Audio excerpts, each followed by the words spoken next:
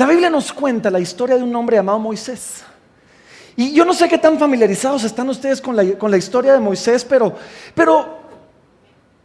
Moisés era un israelita. Cuando el pueblo de Israel, ¿sí?, está en Egipto, después de que José, precisamente estábamos hablando de José, después de que José, siendo el vicefaraón, por así decirlo, trae a todo el pueblo se comienza a reproducir. Y la Biblia nos dice que tomó el gobierno un faraón que no conocía a José. Y cuando vio que los israelitas se comenzaron a reproducir, le dio miedo. Le dio miedo y entonces comenzó a oprimirlos con más trabajo, comenzó a oprimirlos con esclavitud, con servidumbre. Y ellos, mientras más los oprimían, dice la Biblia, más se reproducían.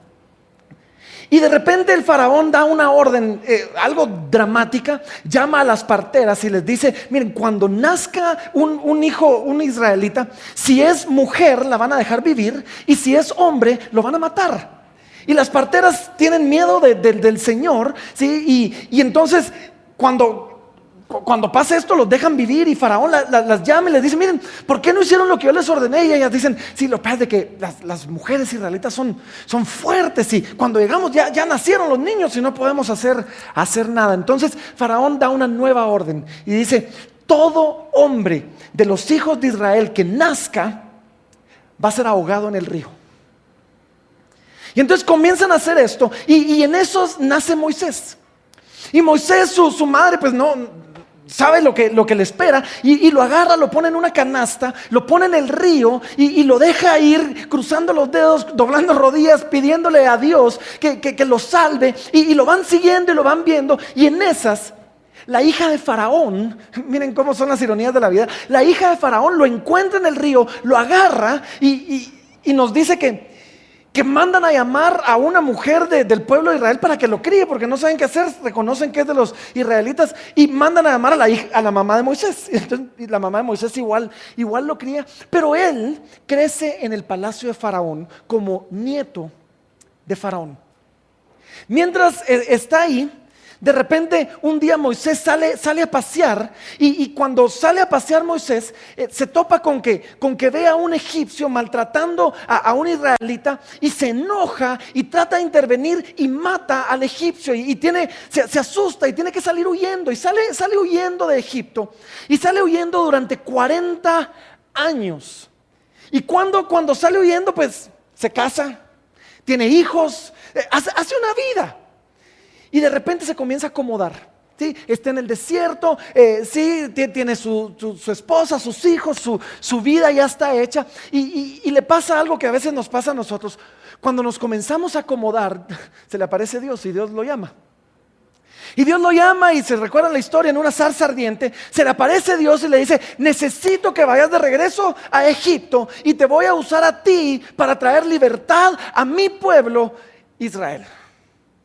Ahora, la historia de Moisés es en muchas maneras la nuestra, ¿o no?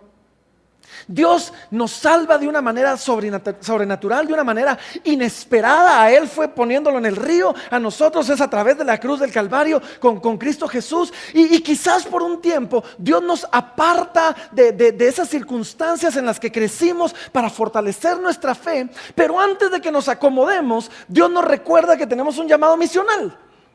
Y en ese llamado misional Dios nos llama de regreso a Egipto, Dios nos llama de regreso a nuestro lugar para poder traer libertad a aquellos que están cautivos todavía en el mundo. Ahora, Moisés regresa, ¿sí? Tiene su encuentro con Dios en la zarza ardiente, regresa Moisés y tiene que presentarse delante de Faraón. Y cuando se presenta con Faraón tiene una conversación interesante con él, una conversación muy, muy interesante. Ahora, antes de leerles esa conversación, déjenme contarles qué estamos haciendo y qué es lo que va a pasar el día de hoy y el siguiente mes. Estamos iniciando una serie llamada ¿Quién necesita a Dios? Ahora, esta es una serie diferente. Van a ver dentro de un momentito, es un poquito distinta a lo que estamos acostumbrados, pero vamos a de verdad tomar el tiempo para platicar. Para platicar acerca de cómo Dios nos llama al mundo, pero vamos a salir de esta burbuja que muchas veces estamos metidos como cristianos y realmente tratar de entender lo que está pasando en la mente y en el corazón de aquellos que no conocen al Señor. Y la verdad es que vamos a ir despacio, ¿sí? Vamos a ir despacio. En semanas como hoy quizás no voy a predicar tanto como vamos a platicar, vamos a pensar juntos y vamos a dejar que el Señor nos vaya hablando y quizás te vaya hablando a ti. Así que regresamos a la conversación de Moisés. Éxodo capítulo número 5, versículo número 1. Dice que Moisés se acerca con Faraón y dice: después Moisés y Aarón entraron a la presencia de Faraón y le dijeron: Jehová, el Dios de Israel, dice así: deja ir a mi pueblo a celebrarme fiesta en el desierto. Entonces Moisés se presenta delante de Faraón, le dice: traigo un mensaje de parte de Dios, el Dios de los israelitas, el Dios del pueblo al que estás esclavizando, y este Dios te manda a decir a ti que los dejes ir para que le celebren fiesta en el desierto.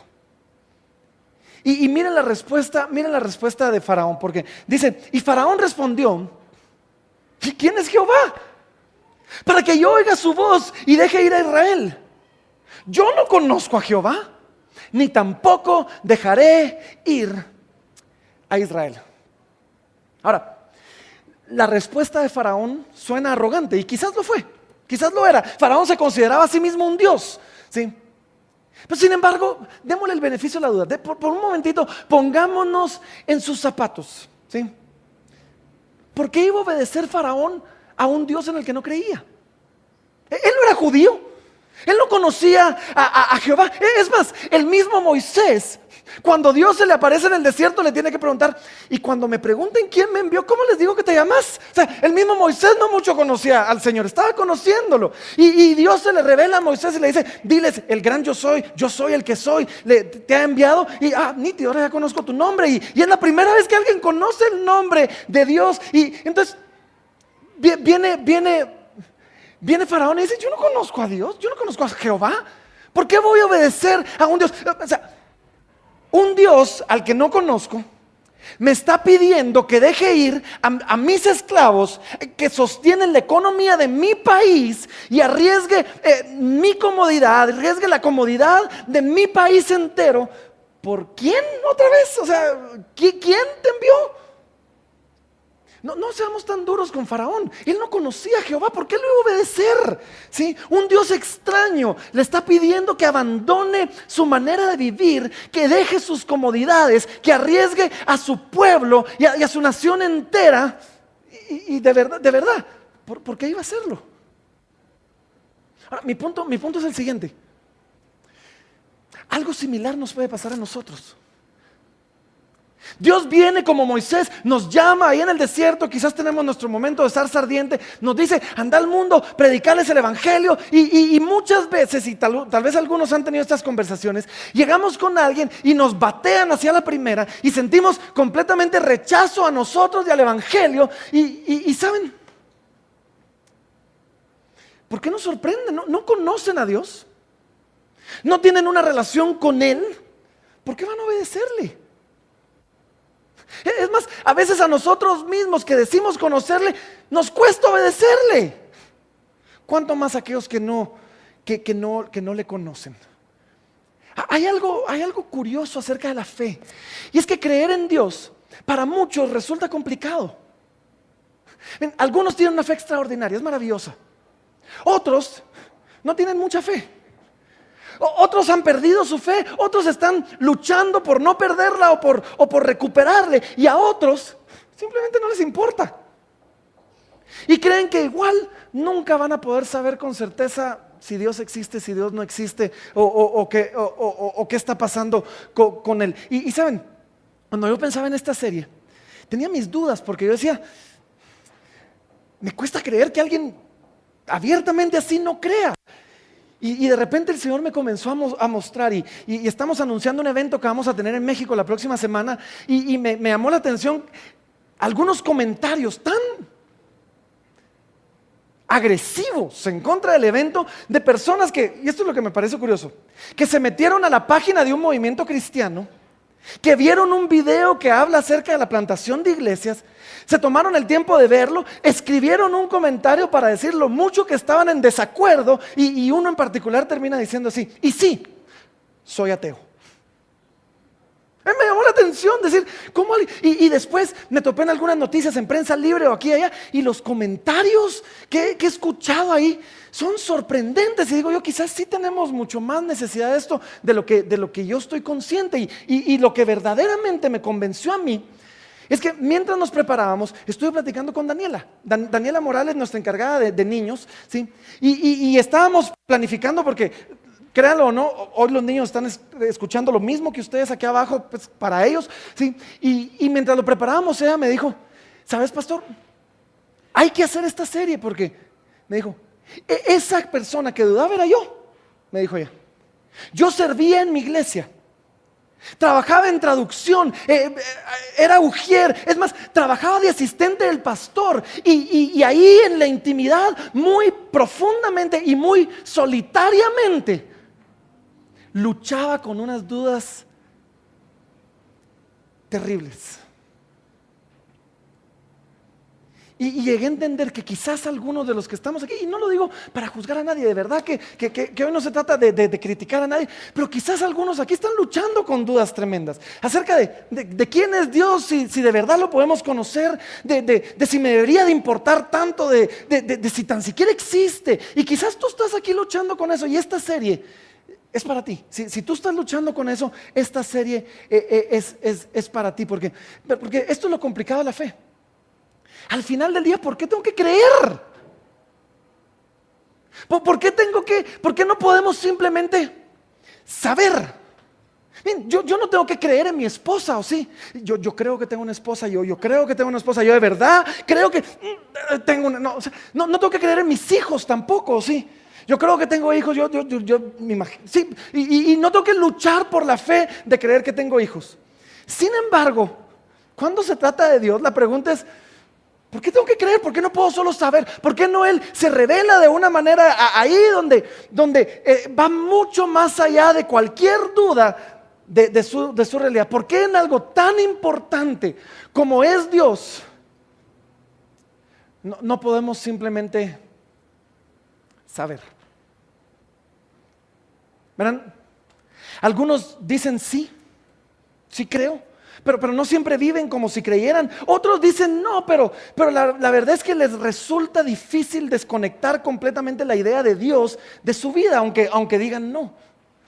Y estaba escuchando la historia de un pastor que estuvo platicando con un ex pastor que se había vuelto ateo. Y dice que mientras platicaba con él, le dijo, y era una pregunta genuina, le dijo, mira, ¿no te encontrás a ti mismo de repente accidentalmente orando? Y le dijo, todo el tiempo. O sea, nos cuesta desconectarnos de la idea de que realmente no haya un Dios. Pero la verdad es que para la mayoría, la verdadera pregunta o el verdadero conflicto no es Dios, es la religión. Para la gran mayoría, la razón por la que se han apartado de Dios no es tanto por si exista o no un Dios, es porque la religión les dejó de llamar la atención y una vida desconectada de Dios, quizás aún rayando en el ateísmo, les resulta más atractiva, no porque les resulte atractivo el ateísmo, sino porque ya no les llama la atención la religión. Y muchas personas dicen que el verdadero problema del mundo es la religión. Ahora, si uno ve las estadísticas no han crecido muchísimo en la cantidad de gente que se identifica como ateos. No ha crecido mucho. Donde ha crecido muchísimo es en la cantidad de gente que se ha desconectado de una afiliación religiosa a una religión en particular y simplemente ahora no son nada. ¿Sí? Y en Estados Unidos les han puesto un nombre a este grupo. A este grupo que se ha desconectado, a este grupo que se ha alejado de la religión, les han puesto un nombre. Y el nombre que les han puesto les llaman los nones.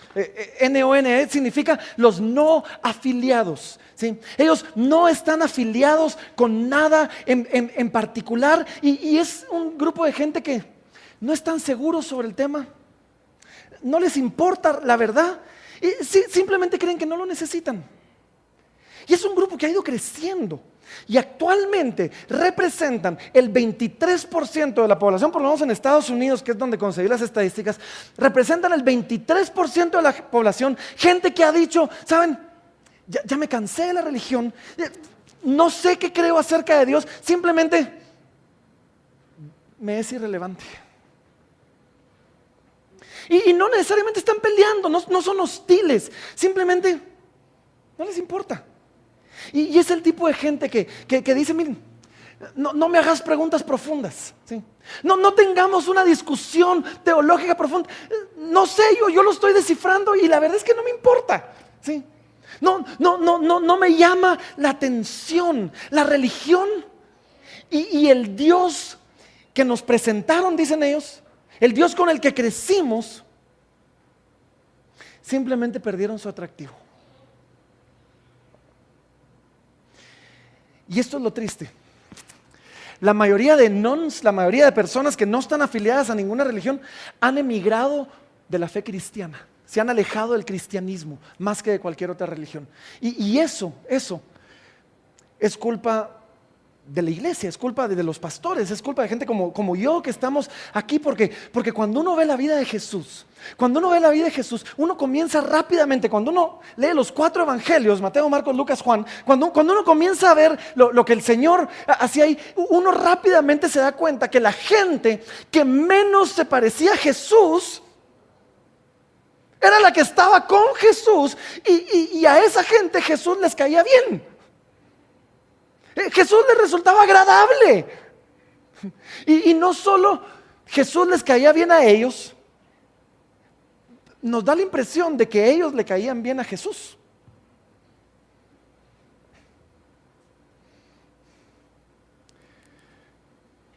¿Y saben qué es lo que pasa? Si el cristianismo ya no les resulta atractivo, es porque quizás han sido presentados con la versión incorrecta del cristianismo. Y cuando uno escucha la mayoría de historias de desconversión, de gente que se ha alejado de la fe, de gente que se ha apartado, de gente que ha decidido vivir desconectado, quizás no necesariamente es ateo, pero ya no le interesa, ¿sí? La realidad es que la mayoría de esas historias no tienen nada que ver con el cristianismo real. Es más, cuando uno escucha y dicen es que yo no creo en un Dios que esto, en un Dios que aquello, ¿saben? Yo tampoco creo en ese Dios. Porque quizás han sido presentados con una versión equivocada del cristianismo, de un Dios que realmente ni siquiera existe. Ahora vamos a hablar más de eso la próxima semana. Pero el punto que yo quiero hacer, lo que yo quiero hacer el día de hoy, es quiero tomar un tiempito para hablar a aquellos que quizás se han estado desconectando o aquellos que conocen a algunos que se han estado desconectando.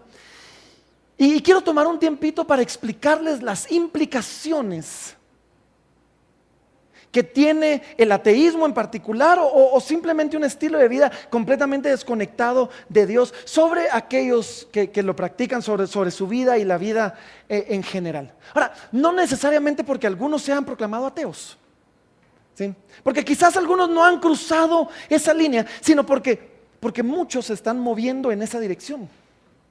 Ahora, hay un pastor, y de hecho aprovecho para darle mérito, ¿sí? La idea de esta serie la sacamos de este pastor, de esta iglesia, y es más, mucho del material que vamos a compartir viene de ahí, ¿sí? Hay un pastor que se llama Andy Stanley, y miren lo que él dijo. Él dijo algo así, dijo: no puedes alejarte de algo sin moverte hacia algo más.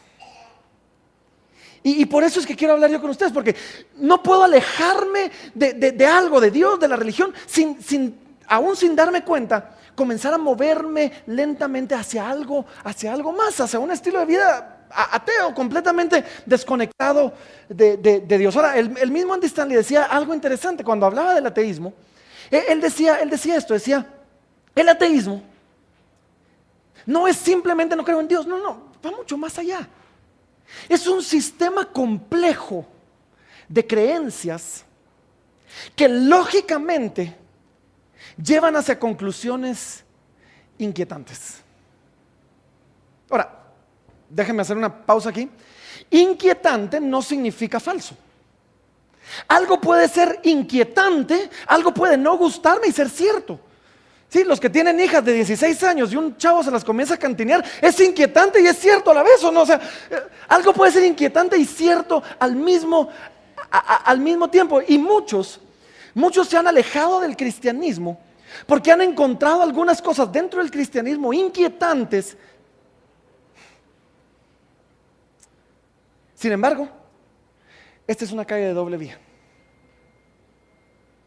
Así que la pregunta es esta: ¿sabes tú cuáles son las verdaderas consecuencias de adoptar un sistema de creencias desconectado de Dios, donde Dios no existe o Dios no es una parte de la ecuación? Porque muchos quizás ni siquiera se han puesto a pensar en ello. Pero hay consecuencias lógicas de este sistema de creencias, hay consecuencias lógicas de este sistema de valores, de esta manera de vivir, y muchas de ellas son verdaderamente inquietantes. Y hoy, y tengo una agenda y se las voy a compartir, este es lo que yo quiero hacer el día de hoy, y hoy simplemente lo único que quiero hacer es asustarlos un poco. Quiero asustarlos un poco. Porque otra vez, no podemos alejarnos de algo sin estarnos moviendo hacia algo más. Y si decides alejarte de la fe, si decides dejar a un lado a Dios, esta es la alternativa, ¿sí? Así que con eso en mente, denme un segundo, vamos a platicar. Déjeme platicar un poco, ¿sí? Porque algunas cosas, cuando adoptamos un sistema de creencias ateo, hay algunas cosas que filosóficamente simplemente o intelectualmente tenemos que aceptar y tal vez no te has dado cuenta. Y estas son sencillas y voy a pasar por ellas rápidamente. Pero cuando yo decido que Dios no existe, que Dios lo saqué de la ecuación, ¿sí? Necesitamos tres cosas por lo menos entender que estamos automáticamente aceptando. Primero, necesitamos entender que estamos aceptando que algo vino de nada. Que todo lo que existe vino de nada. ¿Qué había antes del Big Bang?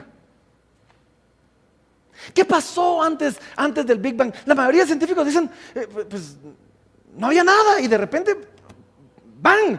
O sea, había algo, ¿sí?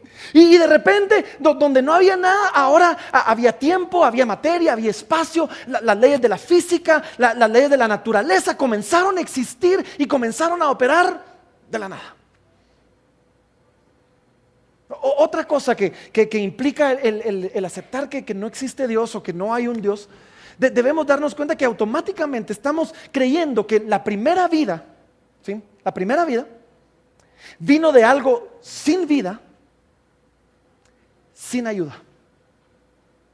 O sea que la primera forma de vida mágicamente apareció de algo que no tenía vida, sin que nada o nadie lo ayudara. Ahora, algunos dicen, sí, es que era una vida simple. No hay tal cosa como vida simple, hay vida o no hay vida. Y hay vida quizás más simple, pero aún la primera vida era extraordinariamente compleja. Y después de que creemos que la primera vida vino de algo sin vida, sin ayuda, necesitamos entonces, si Dios no existe, si no hay Dios, necesitamos entender que automáticamente estamos diciendo que la selección natural, la sobrevivencia del más fuerte, la sobrevivencia donde el fuerte predomina sobre el débil, ¿sí? La selección natural es responsable de toda la vida después de la primera vida. Que durante miles y millones de años, ¿sí? Por cosas completamente aleatorias, donde había un caos y donde nada estaba guiando nada, la cosa, en vez de irse muriendo, fue agarrando complejidad y llegamos a todo lo que tenemos el día de hoy, que es extremadamente complejo, extremadamente inteligente y saben, mientras más hablamos de la selección natural y cuando uno la estudia, pareciera como comenzar a volverse una fuerza inteligente que va guiando un proceso que se supone que nadie está guiando, pero es parte de lo que tenemos que entender, ¿sí? Ahora, esos son simplemente cosas sencillas que implican adoptar un sistema de creencias donde Dios no es parte de la ecuación, pero hay algunas implicaciones más filosóficas, más del día a día, más hacia nuestra vida, que necesitamos darnos cuenta que vienen implícitas en este sistema de creencias. Y la primera, y esta quizás es la más complicada, y voy a hacer lo posible por explicársela así, pero es lo que le llaman muchos la ilusión de la mente. Porque miren, si no hay Dios, si todo es química, física y biología, el concepto de la mente, el concepto del yo, tampoco puede existir, porque la mente o el yo, para todos, de alguna manera es esto que está sobre el cuerpo, es algo que está como por encima de todos nosotros y que todos, o sea, pensar en que eso no existe es bien difícil para muchos. ¿Sí? Y cuando lo vemos de esta manera, si todo es física, si todo es química, si todo es biología, yo no existo, o sea, soy células. Mi mente, mi forma de pensar son impulsos eléctricos. Eso que me hace único y especial es una ilusión. Es más, un reconocido ateo, llamado Christopher Hitchens, escribió un libro muy interesante. El libro se llamaba Mortality. Y este libro básicamente era una narración. Él estaba muriendo de cáncer y él decidió narrar, le estaba dictando a su esposa cuando ya no podía escribir, él decidió narrar lo que estaba experimentando al morir para que quedara documentado. Y el libro, otra vez, es fascinante porque es como que el autorretrato de un ateo que se está muriendo. Básicamente lo podríamos llamar así. Y él cuenta en los últimos capítulos donde ya no tiene fuerza, solo son oraciones que está dictando muy, muy simples, ¿sí? En los últimos capítulos él cuenta que conforme su enfermedad iba progresando, los doctores constantemente le decían, mira, es que tu cuerpo está luchando contra la enfermedad, es que tu cuerpo no está respondiendo bien, es que tu cuerpo aquí, que tu cuerpo allá, y de repente dicen que él se cansó, y les dijo, y miren qué interesante, y se los puse aquí en la pantalla, ¿sí? Y les dice, yo no tengo un cuerpo, yo soy un cuerpo. Porque si decidimos que Dios no existe y que todo es física y química y biología, ¿sí? La idea de que mi cuerpo hace algo y yo estoy como que afuera de mi cuerpo es una ilusión, no existe. Yo soy ese cuerpo. Y la idea del yo es una ilusión. Ahora, les dije, esta es quizás de las más complicadas, pero hay unas un poquito más simples, pero más perturbadoras, ¿sí? Y es que cuando sacamos a Dios de la ecuación, si Dios no existe, si todo es química, física, biología, si solo somos células, realmente el valor de la vida humana, no hay valor a la vida humana, no hay un valor especial a la vida humana, porque si solo somos células que se agruparon de alguna manera para formar lo que hoy somos, no hay lugar para el valor de la vida humana. Es más, no hay valor real de alguien o de algo más allá de lo que ese alguien o algo pueda hacer para hacerme que yo esté mejor y disfrute mi tiempo aquí. Y esto salpica sobre un sinnúmero de temas, porque entonces aquí podemos hablar de racismo, podemos hablar de un montón de cosas, porque si realmente Dios no existe, o sea, ¿por qué voy a respetar a un hermano de una raza distinta que yo considero inferior? ¿Sí? Es más, está perfectamente justificado erradicarlos porque no le están aportando nada a la humanidad. Y si creen que me lo estoy inventando, en Australia, justo en el tiempo donde Darwin vivió, y cuando él hizo su teoría de la evolución, él pasó un tiempo en Australia estudiando algunas de las especies, y de repente, después de que su teoría salió por décadas, los reformadores en Inglaterra habían pasado finalmente convenciendo a las personas del valor intrínseco de la persona y de las razas y de diferentes personas, y haciéndole ver a los europeos que las demás razas eran igualmente valiosas que ellos. Y cuando ya estaban en cuestión de años, en cuestión de décadas, ¿sí? Una teoría como la de la evolución vino a destruir todo eso. Y de repente una masacre en Australia de una tribu, se llamaban los Maori, los Maori, una tribu en Australia, y hubo una masacre, un genocidio, y en 1876, miren esto, el periódico, el Melbourne Review, escribió lo siguiente, y se los quiero leer porque es terrible, pero es interesantísimo. Dice: la inexorable ley de la selección natural justifica exterminar las razas australianas de los Maori. El mundo es mejor por ello, ya que no hacerlo sería promover la supervivencia de los no fuertes, protegiendo la propagación de los imprudentes, los enfermos, los defectuosos y los criminales. Fueron los misioneros cristianos que estaban en Australia los que finalmente dieron un grito y lograron medio detener esto. Y en algún momento alguien le preguntó a Darwin: mira, ¿qué opinas de que estén usando tu teoría para justificar estas masacres? ¿Y saben qué fue lo que dijo Darwin? Dijo: no sé de un momento donde se vea mejor cómo una raza civilizada prevalece sobre una salvaje.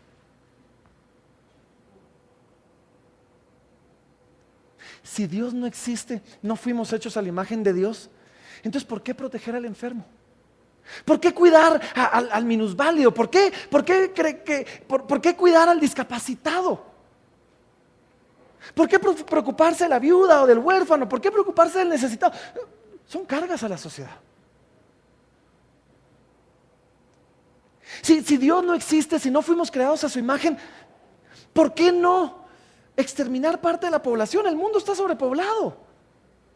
Estaba leyendo un artículo y me pareció disturbador, increíblemente, pero un profesor en una universidad dio una charla donde él proponía que usaran ébola para matar al 90% de la población porque el mundo estaba despoblado, y que no importaba porque al final del día todo se trataba de uno.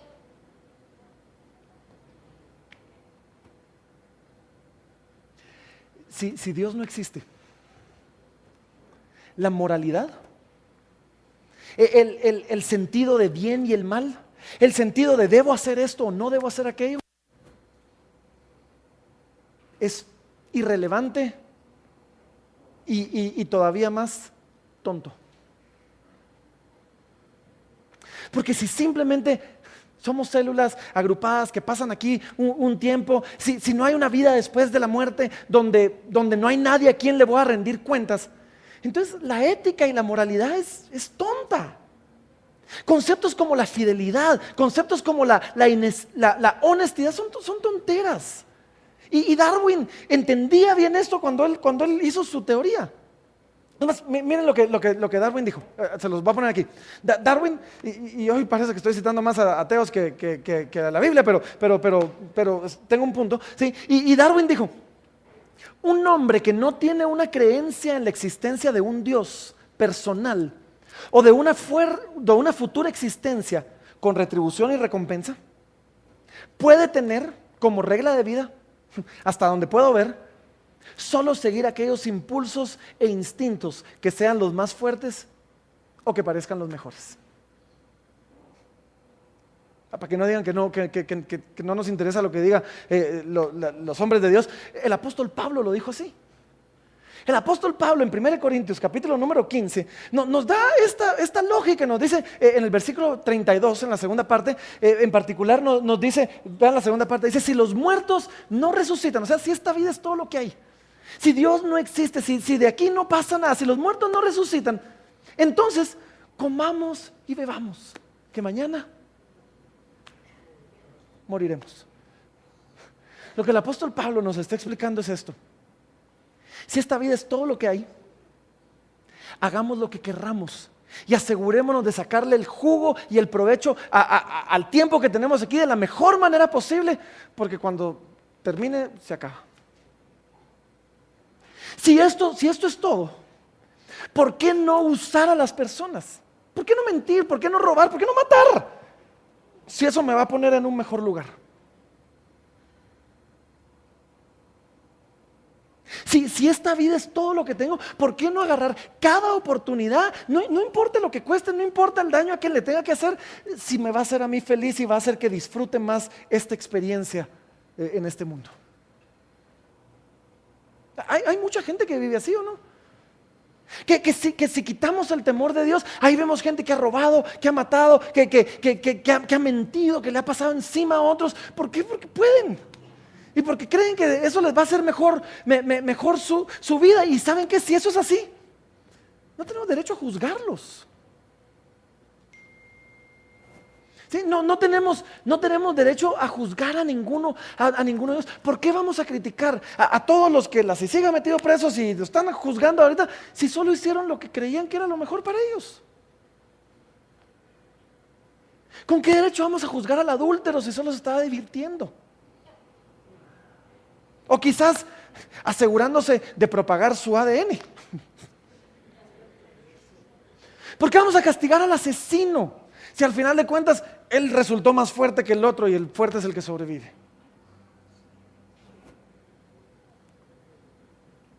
Porque si Dios no existe, no hay valores o deberes morales objetivos. Cada uno vive su propia verdad, cada uno vive su propia ley, cada uno vive su propia regla. Y saben, eso es muy común escuchar el día de hoy. El día de hoy es muy común escuchar que platicamos con alguien y dicen, es que tú tienes tu verdad, yo tengo mi verdad, yo no me meto con tu verdad. No te metas con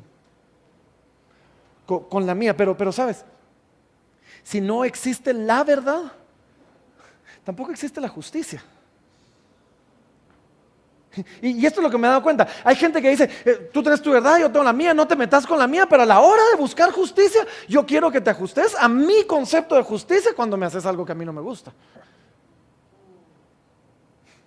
Y otro teólogo, uno muy famoso el día de hoy, Richard Dawkins, que tiene todo su cuerpo ya paralizado por una enfermedad, pero su mente es fascinante. En un libro que se llama River Out of Eden, o sea, un río que sale del Edén, dice a Darwinian view of life, una visión de la vida desde el punto de vista darwinista. Dijo así, dice, en un universo de fuerzas ciegas y multiplicación genética, algunas personas van a salir golpeadas, otros van a tener suerte y no vas a encontrar razón para ello ni alguna justicia.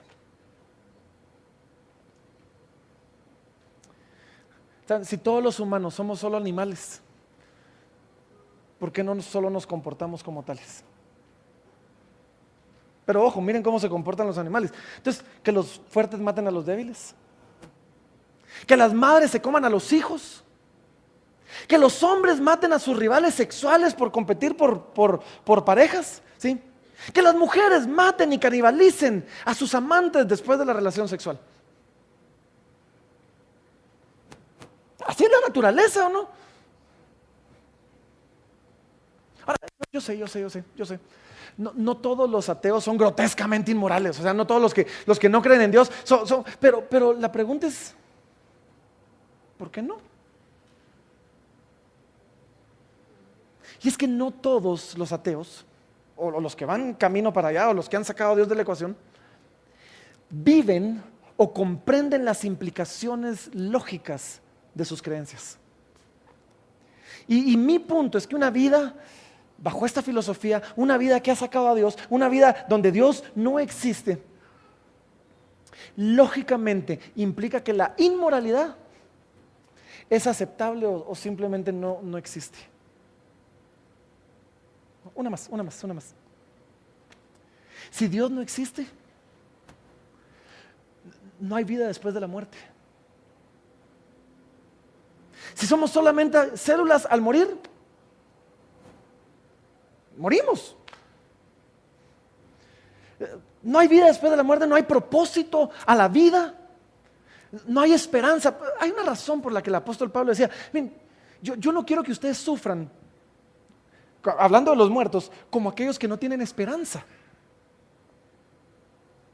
Si cuando me muero se acabó, entonces no importa cómo se ha recordado, no importa mi legado, no importa lo que dejé atrás, no importa nada. Cuando se acaba, ¿saben qué? Cuando se acaba, game over. Cuando se acaba, off. Se acabó.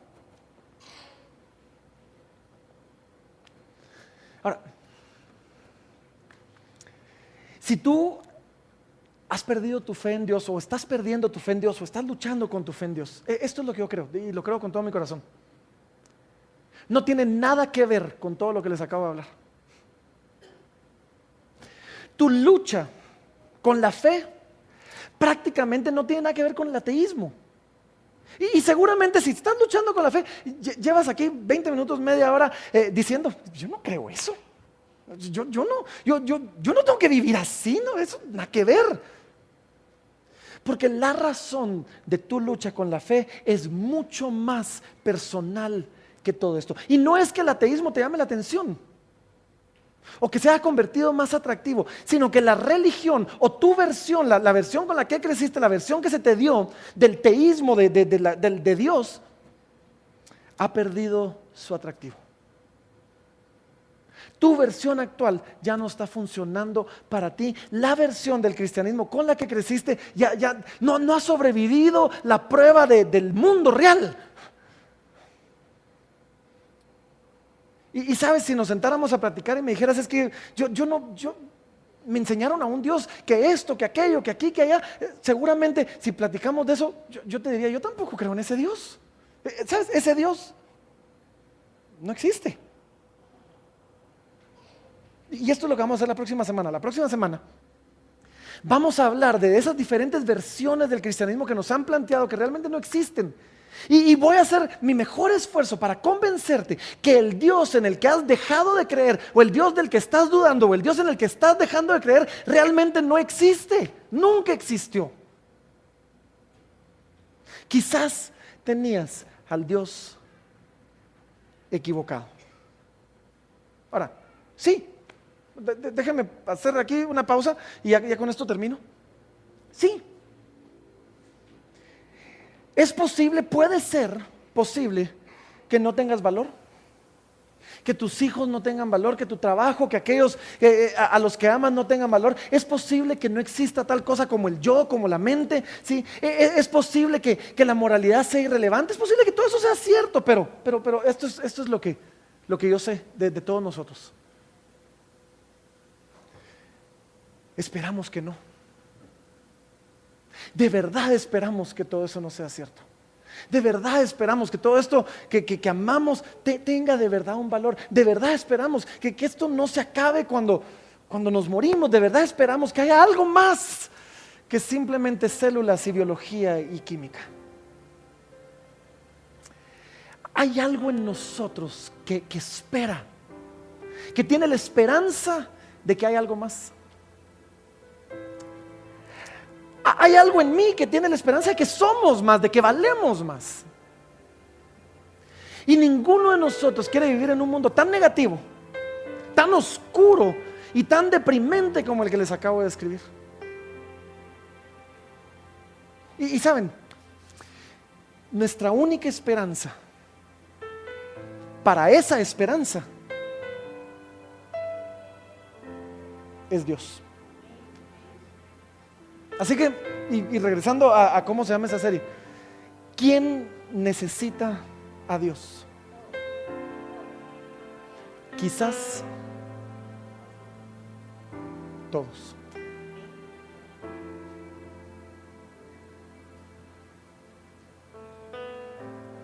Vamos a orar. Padre, te damos gracias, Señor, porque aún entendiendo que algunos aquí estén luchando con su fe, o algunos aquí ni siquiera estén seguros de si existes o no existes, Señor, en ti hemos encontrado esperanza y consuelo y valor y afirmación y ética y moralidad, y hemos encontrado en ti la única alternativa a un mundo negativo y oscuro y deprimente. Y yo oro, Señor, que durante esta serie podamos ser honestos y podamos profundizar en aquellas cuestiones que han desafiado nuestra fe, o quizás nos han decepcionado en aquellas cuestiones que nos han alejado de ti y que nos han alejado de la religión o de tu iglesia o de una relación contigo. Padre, yo oro que durante este tiempo quizás podamos reevaluar nuestro estilo de vida y podamos, si nos hemos alejado de ti o nuestra relación contigo nos ha sido indiferente, que quizás podamos darnos cuenta que te necesitamos. Así que, Señor, hoy mientras terminamos este tiempo y este mensaje, yo oro que tú nos sigas hablando y nos sigas retando, y que podamos ver que el único lugar donde hay una esperanza es en ti. Así que te damos gracias por ello, te damos gracias por tu palabra, Señor, y por la oportunidad de platicar.